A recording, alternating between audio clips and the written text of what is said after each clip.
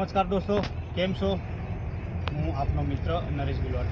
આજે દિન પ્રતિદિન તમે જોવો તો દરેક જગ્યાએ કોઈ પણ ક્ષેત્રમાં એટલા બધા કૌભાંડો ચાલી રહ્યા છે, એટલા બધા ભ્રષ્ટાચારો ચાલી રહ્યા છે, એ વિશે આપણે ચર્ચા કરવા આજે જઈ રહ્યા છે। ત્યારે જેટલા પણ મિત્રો આ વિડીયો જોઈ રહ્યા છે તે દરેક મિત્રો પૂરો વિડીયો જોજો, કેમ કે તમે જોવો તો અત્યારે સ્કૂલોના કૌભાંડો ઘણા બધા નીકળતા હોય છે। સ્કૂલોમાં એટલે કે શિક્ષકોની ભરતી હોય યા મધ્યાહન ભોજનની વાત હોય, ત્યારે સસ્તા અનાજની દુકાનો પર પણ ઘણા બધા કૌભાંડો થઈ રહ્યા છે। તો દિન પ્રતિદિન ગરીબોનું શોષણ જ થઈ રહ્યું છે। દોસ્તો એ વિશે આપણે એટલી બધી ચર્ચાઓ આજે કરવા જઈ રહ્યા છે, પણ તમારો સાથ સહકારની ખાસ જરૂર પડશે, કેમ કે જો તમારો સાથ સહકાર મળશે તો જ અમે આ પ્રવૃત્તિમાં આગળ વધશું। દોસ્તો તમે એટલું બધું નથી કોઈ જગ્યાએ વિઝિટ નથી કરતા, ખાસ કરીને મેઇન વસ્તુ આ કૌભાંડોનું કારણ આપણે પોતે જ જવાબદાર છે એના, કેમ કે આપણે ક્યારે વિઝિટ કોઈ જગ્યાએ કરતા નથી। સસ્તા અનાજની દુકાનની વાત કરવા જઈએ તો સસ્તા અનાજની દુકાનોમાં અત્યારે એવું છે કે 15 કિલો 12 કિલો જે પણ આપણા રેશન કાર્ડમાં જે માણસો હોય છે એ પ્રમાણે મળવું જોઈએ, પણ આપણને કોઈ પાકી રસીદ પણ નથી આપતા, અને એમાં પણ એવું કરે છે કે 12 કિલો હોય એની જગ્યાએ 8 કિલો આપે છે। ત્યારે ઓછું તો આપે છે, છતાં એમાં ક્વોલિટી પણ બિલકુલ ખરાબ હોય છે કે જે વ્યક્તિઓ ખાવા લાયક નથી, કેમ કે સસ્તા અનાજની દુકાનોમાં ખરેખર જો ગરીબો માટે જ આપવામાં આવે છે તો ગરીબો ખાય એ પ્રકારનું અનાજ આપવું જોઈએ અને પૂરતા પ્રમાણમાં મળવું જોઈએ। સાહેબ, તમારું શું કહેવું છે? બરાબર છે, મળતું જ નથી, કોઈ એટલું આપતા નથી, જેટલા આપણે મળવા પાત્ર છે એટલું જ નથી આપતા, એમાંથી કૌભાંડ થાય છે। કૌભાંડો એટલે બિલકુલ એની હદ પાર થઈ ગઈ છે દોસ્તો। તો એ લોકોને હું આ જાહેર મંચ પરથી સોશિયલ મીડિયાના માધ્યમથી કહેવા માગું છું કે હજી પણ તમે સુધરી જાઓ, હજુ પણ ધ્યાન રાખો, અને લોકોને પણ કહું છું તમે જાગૃત બનો, કેમ કે દિવસે ને દિવસે આ કૌભાંડો થઈ રહ્યા છે, ત્યારે ભ્રષ્ટાચાર એટલા બધા છે તો એ નુકસાન આપણને જ થઈ રહ્યું છે, આપણી જનતાને જ થઈ રહ્યું છે। જે લોકો મધ્યમ વર્ગના છે યા તો અમીર છે એમનો કોઈ વાંધો નથી, પણ ગરીબ પ્રજા આનામાં બિલકુલ ગરીબ પ્રજાનું નુકસાન થઈ રહ્યું છે। ત્યારે હું દરેક લોકોને જાગૃત કરવા માગું છું, દરેક લોકો અમારો સાથ સહકાર આપો, ત્યારે જ અમારી તાકાત વધશે દોસ્તો। કેમ કે સ્કૂલોમાં પણ તમે જાઓ તો મધ્યાહન ભોજનની આપણે જો વાત કરવા જઈએ તો ત્યાં પણ મધ્યાહન ભોજન કેટલું આવે છે એ ગણતરી પ્રમાણે આવતું હોય છે છોકરાઓની, પણ સંચાલકો દ્વારા એ પણ શોષિત કરે છે અને શોષણ કરે છે આપણું, એ આપણા જ બાળકો સ્કૂલોમાં ભણવા જાય છે। ત્યારે માધ્યમિક શાળાની વાત કરીએ તો માધ્યમિક શાળાઓમાં ટ્રસ્ટીઓ પણ એટલા બધા કંઈક ને કંઈક આ બાબતની ફી છે, એલી બાબતની ફી છે, આવું કરીને સ્કૂલોમાં છોકરાઓ પાસેથી પૈસાઓ માંગે છે। ત્યારે ખરેખર એ બાબતમાં કોઈ સરકારી માધ્યમિક શાળાઓમાં પૈસા લેવામાં નથી આવતા, ગ્રાન્ટેડ શાળાઓમાં પણ નથી લેવા આવતા દોસ્તો, પણ આ લોકો ટ્રસ્ટીઓ જ ખાય છે અને શિક્ષકોમાંનો પણ એમાં ફાળો હોય છે। ત્યારે એ બાબતમાં પણ આપણે જાગૃત થવું જોઈએ, વડીલોને, માતા પિતાને જેના બાળકો જતા હોય ભણવા એમને પણ અમારું સમર્થન કરવું જોઈએ, અને તમે પણ કંઈક ને કંઈક આગળ આવીને થોડો પ્રયાસ કરો જેથી આ કૌભાંડો આપણે રોકી શકીએ। સાહેબ, તમારું શું કહેવું કે આપણે આ થાય કે નથી થતું? થાય છે। ત્યારે દરેક જગ્યાએ આજે આપણે વાત કરી કે જ્યારે શિક્ષકની ભરતી કરવામાં આવતી હોય છે ત્યારે ટ્રસ્ટીઓ દ્વારા એમના પાસેથી જે પણ શિક્ષક જે ભરતી માટે આ પ્રક્રિયામાં આવતો હોય એના પાસેથી કંઈક ને કંઈક પૈસા લેવામાં આવે છે, એટલે કે ડોનેશન માંગતા હોય છે, એટલે 10, 15 લાખ, 20 લાખ। ત્યારે શિક્ષક શું કરશે? શિક્ષક વ્યાજમાંથી પૈસા લાવીને આપશે યા લોન કરાવીને આપશે, કંઈક ને કંઈક રસ્તો કાઢશે, ત્યારે એનું ભણતર નથી જોતા, એમની ડિગ્રીઓ પણ નથી જોતા અને સીધી ભરતીઓ કરી દે છે। છતાં પણ શિક્ષક 11 મહિનાના કરાર યા કરાર ઉપર શિક્ષકોને લે છે, ત્યારે એ શિક્ષક પછી કોઈક જગ્યાએ ભરતીમાં જાય છે ને એમાં સિલેક્શન એનું થઈ જતું હોય છે, ત્યારે અધવચ્ચે એ સ્કૂલ છોડીને બીજી જગ્યાએ જતા રહેતા હોય છે। ત્યારે પણ આપણા બાળકોને તકલીફ પડતી હોય છે, કેમ કે આપણા બાળકોને એક શિક્ષક ઓછો હોય છે। ધારો કે 10મા ધોરણમાં કોઈ વિદ્યાર્થી ભણતું હોય ને એનું ગણિત વિષયનો જો શિક્ષક જતો રહ્યો હોય તો એને બોર્ડની એક્ઝામ આપવાની હોય છે, ત્યારે શિક્ષકોને ખૂબ જ નુકસાન આપણા બાળકોને થતું હોય છે, એમને કોઈ ફરક નથી પડતો દોસ્તો। એ જ રીતે તમે જોવા જાઓ તો મામલતદાર ઓફિસની વાત હોય યા તલાટીની ઓફિસની વાત હોય, ત્યાં પણ ઘણા બધા ભ્રષ્ટાચારો થાય છે। તમે માત્ર નકલ કઢાવવા જાઓ છો ત્યાં પણ લોકો પૈસા માંગે છે, દરેક જગ્યાએ પૈસાની જ વાત થાય છે। અને સરપંચોની વાત કરીએ, તાલુકા સભ્ય, જિલ્લા સભ્ય, આ જ લોકો પણ એટલું ભ્રષ્ટાચાર ચાલી રહ્યું છે દોસ્તો અત્યારે, કેમ કે ઘરો આવે છે, જ્યારે ઘરો આવે છે એમના પોતાના આવાસ યોજના આવે છે ત્યાં પણ લોકો પૈસાની માંગણીઓ કરતા હોય છે, અને નાની નાની બાબતમાં એ લોકો સહી કરવાના પણ પૈસા માંગતા હોય છે દોસ્તો। સાહેબ, આવું દરેક જગ્યાએ ચાલી રહ્યું છે, તો તમને શું લાગે કે ખરેખર આ બંધ થવું જોઈએ? ખરેખર બંધ થવું જોઈએ। આ બધું ભ્રષ્ટાચાર ચાલે છે, ખરેખર તો જાગૃત થાઓ અને જાગૃત બનો, અને આ શાના પૈસા લેવામાં આવે છે એ તપાસ કોઈ કરતા જ નથી, અને જે બિચારાઓ અભણ છે, ગરીબ માણસો છે, એનું શોષણ હકીકતમાં થાય જ રહ્યું છે। તો આ તમે જે વાત તો કરી છે બરાબર છે તમારું કેવું છે, પણ આ લોકો જાગૃત અત્યારે બનતા જ નથી. અત્યારે તમે જોવા જાઓ નાના નાના છોકરા જોડે જે શિષ્યવૃત્તિ આવે છે એમને બિચારાઓને ખાતામાં તકલીફ પડે છે, બેંકમાં ખાતા નથી, એના મા બાપના ખાતામાં પૈસા નાખવા જોઈએ તો બિચારા અત્યારે કોઈ જગ્યાએ શિષ્યવૃત્તિ મળતી જ નથી. તમારું શું કેવું છે? હા, તો હું એ જ કહેવા જાઉં છું કે તમે લોકો આપણી જનતા આપણા પબ્લિકને કહેવા જાઉં છું ભૂલ આપણી છે એટલે જ આ લોકોની તાકાત વધી રહી છે દિવસે ને દિવસે. તો આપણે જાગૃત થવું પડશે, તમારે આગળ આવવું પડશે અને અમારા જેવાનો સાથ સહકાર આપવો પડશે, ત્યારે જ આ ભ્રષ્ટાચારમાંથી આપણે મુક્ત થશું દોસ્તો.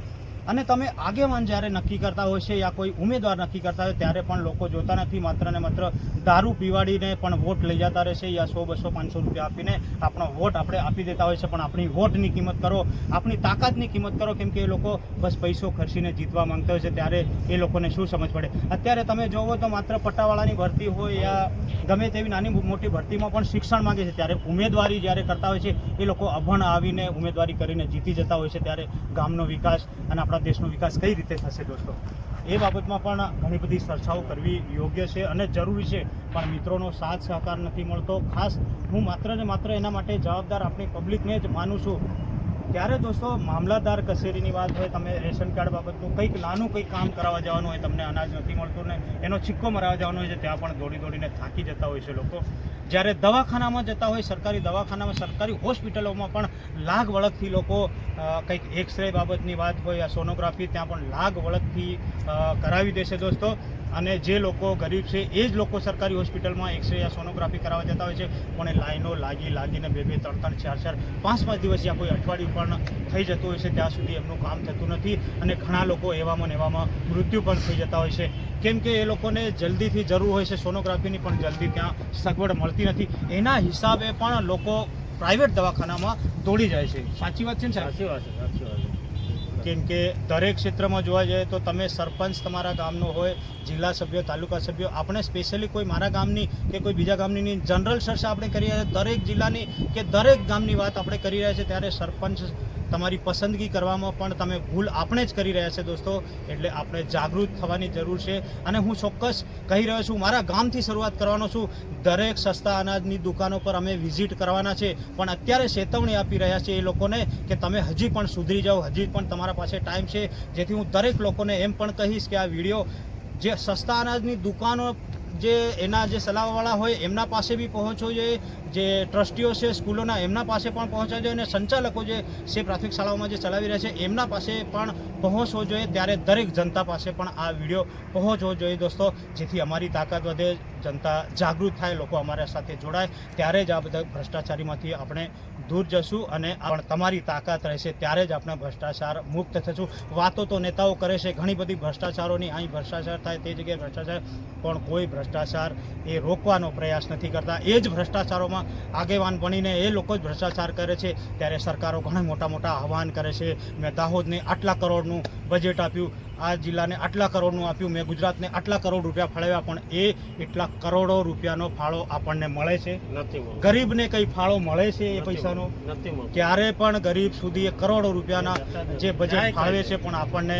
મળતું નથી દોસ્તો. અને જો તમને મળતું હોય તો કમેન્ટ કરજો, ચોક્કસ કમેન્ટ કરજો. અમને નથી મળતું એટલે અમે વિડીયોના માધ્યમથી દરેક જનતા પાસે, દરેક નેતાઓ પાસે યા દરેક એવા ભ્રષ્ટાચારીઓ પાસે આ વિડીયો પહોંચાડવા માંગીએ છીએ. તો અમને કોઈ પણ પ્રકારના લાભ મળતા નથી, સરકાર દ્વારા પણ નથી મળતા ને સરકારી લાભો પણ મળતા નથી. જ્યારે ઘણા બધા કાર્ડ બનાવવામાં આવે છે, તમારે PM આવાસ યોજનાના ની વાત હોય યા ઘણા બધા કાર્ડો જે દવાખાનામાં ચાલતા હોય છે, એ ખાલી માત્ર ને માત્ર કાર્ડો જ બનાવવામાં આવે છે, એનો ઉપયોગ પણ લગભગ નથી થતો. ના બરોબર છે, 5% જ ઉપયોગ થાય છે, તો આપણને કોઈ જ એનો ફાયદો નથી થતો દોસ્તો. જ્યારે બધી જગ્યાએ આજે ગ્રાન્ટો સીધી પેપર પર પાસ થઈ જાય, પેપર પર કામો થઈ જતા હોય છે. રોડ, રસ્તા, નાળા, બધા જ પ્રકારના નરેગાના કામો હોય કે પંચાયતના ગમે તે કામો આવતા હોય, પણ પેપર પર થઈ આપણે સુધી કોઈ ફાયદો થતો નથી. અને થાય છે ત્યારે એ આગેવાનો, એ નેતાઓ આપણા પાસેથી પૈસા માંગે છે, અને પૈસા જે આપે એમનું જ કામ થાય છે, અને એમના ગ્રુપના કે એમની પાર્ટીના લોકો આજુબાજુના રહેતા હોય એ લોકોનો જ વિકાસ થાય છે, બાકી ગામોનો કોઈ વિકાસ નથી થતો દોસ્તો. એટલે ખાસ કરીને આપણે સસ્તા અનાજની દુકાનની વાત હોય યા સ્કૂલોની જે સંચાલકોની વાત હોય યા સ્કૂલોની ટ્રસ્ટીઓની વાત હોય, જ્યારે પોલીસ મિત્રોને પણ જણાવવા માગું છું, પોલીસ મિત્રો પણ ખાલી લોકોને ખૂબ જ હેરાન કરે છે. ઘણી વખત તમે જાઓ તો રસ્તા ઉપર પોલીસ મિત્રો ઊભા હોય અને ગાડીઓ રોકે છે, લાયસન્સ પૂછે છે, હેલ્મેટ પૂછે છે, આ બધા પ્રકારના ઘણા બધા નીતિ નિયમો લોકોને જણાવીને પૂછીને ખાલી પૈસા જ પડાવે છે, મેમો કરી દેશું, આ કરી દેશું, ધાક ધમકીઓ પણ આપે છે. એ લોકોને હું પણ કહેવા માગું છું કે તમે પણ પોલીસ મિત્રો સાવધાન થઈ જાઓ. જે લોકો તમે કાયદાકીય પ્રમાણે જે વ્યવસ્થિત બરાબર છે એ બરાબર છે, તપાસ કરો, એનું ના નથી, પણ ખાલી ખોટા લોકોને હેરાન ના કરો. અને લોકો જો તમને કોઈ હેરાન કરે તો અમારો નંબર, અમારો સંપર્ક કરી શકો છો. કેમ કે આ જે જીઆરડી હોય, હોમગાર્ડ હોય કે કોન્સ્ટેબલ, એમની કોઈ તાકાત નથી, એમને રોકવાનો કોઈ અધિકાર નથી. એ લોકોને માત્ર ને માત્ર ચેકિંગ કરવાનો અધિકાર છે. પણ એ લોકો જીઆરડી હોમગાર્ડ લોકો પણ તમને મેમો આપી દેશે. ત્યારે હું તમને પણ કહું છું મિત્રો કે પોલીસ મિત્રોને પણ ખાસ હું કહી રહ્યો છું, તમે પણ સાવધાન થઈ જાઓ, ને તો તમે પણ નોકરીમાંથી હાથ ધોઈ બેસો, એ અમારું આહવાન છે. કેમ કે અમે આટલું બધું ઘણી જગ્યાએ ભ્રષ્ટાચારો તમારા પણ જોઈ રહ્યા છે, ત્યારે તમારા જેવો લોકો, તમે લોકોની સુરક્ષા માટે તમને મૂકેલા હોય છે, લોકોના તમે સેવક ગણાવશે, ત્યારે તમે જ આવું કરી રહ્યા છો. તમે જ લોકોની બીજા હવે નાનાથી નાના લઈને કોન્સ્ટેબલ જીઆરડીવાળા પણ ભ્રષ્ટાચાર કરે છે દોસ્તો. તો સાહેબ તમારું શું કહેવું છે આ બાબતમાં? ચાલે છે કે નથી ચાલતું પોલીસ સ્ટેશનોમાં ભ્રષ્ટાચાર? ચાલે. તમે નોર્મલી એફઆઈઆર કરવા જાઓ યા અરજી કરવા જાઓ છો, ત્યાં પણ પૈસા લેવામાં આવે છે. દરેક લગભગ મોટે ભાગે પોલીસ સ્ટેશનોમાં પૈસા લેવામાં આવે છે.